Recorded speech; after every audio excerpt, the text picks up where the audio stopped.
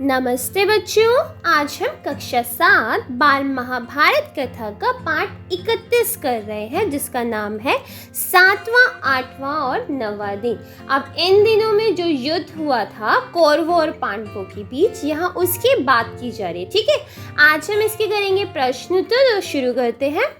प्रश्न 1, कुमार शंख की मृत्यु कब हुई? उत्तर देखिए, 7वें दिन के युद्ध में कुमार शंख की मृत्यु हुई। प्रश्न 2, 8वें दिन के युद्ध में भीमसेन ने धृतराष्ट्र के कितने बेटों का वध किया? उत्तर देखिए, 8वें दिन के युद्ध में भीमसेन ने धृतराष्ट्र के 8 बेटों का वध किया।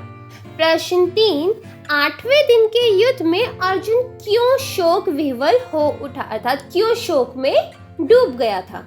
अब इसका उत्तर देखिए, 8वें दिन के युद्ध में एक ऐसी घटना हुई जिससे अर्जुन शोक विह्वल हो उठा, क्योंकि उसका लाडला, साहसी और वीर बेटा इरावन, जो एक नाग कन्या से पैदा हुआ था, उस दिन उसका वध हो गया था। अर्थात 8वें दिन अर्जुन के नाग कन्या से उत्पन्न हुए बेटे इरावन का वध हुआ था, जिसके कारण अर्जुन जो था शोक में डूब गया था।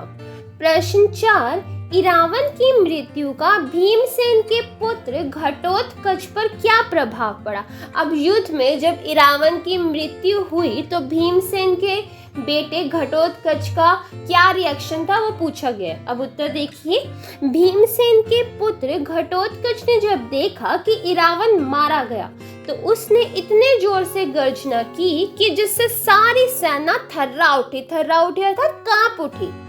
उसके बाद वह कौरव सेना पर टूट पड़ा और घोर प्रलय मचाने लगा, अर्थात वह कौरव सेना पर टूट पड़ा और अपनी पूरी ताकत से सबको मारने लगा। प्रश्न 5, 9वें दिन के युद्ध का संक्षेप में वर्णन कीजिए। अब 9वें दिन युद्ध में क्या हुआ था, यह आपसे पूछा गया, तो उत्तर देखिए, 9वें दिन के युद्ध में अभिमन्यु और अलम्बुश में घोर संग्राम छिड़ गया। धनंजय के पुत्र ने पिता की ही भांति रण कौशल का परिचय दिया। पांडवों की सेना की पितामह ने उस दिन बड़ी दुर्गति की, अर्थात बहुत बुरी हालत की, यहाँ तक कि अर्जुन और श्री कृष्ण दोनों को ही बड़ी पीड़ा हुई, मतलब उनको भी बहुत पीड़ा उठानी पड़ी। सैनिक बहुत पीड़ित हो रहे थे। थोड़ी देर में सूर्यास्त हुआ और उस दिन युद्ध बंद कर दिया गया।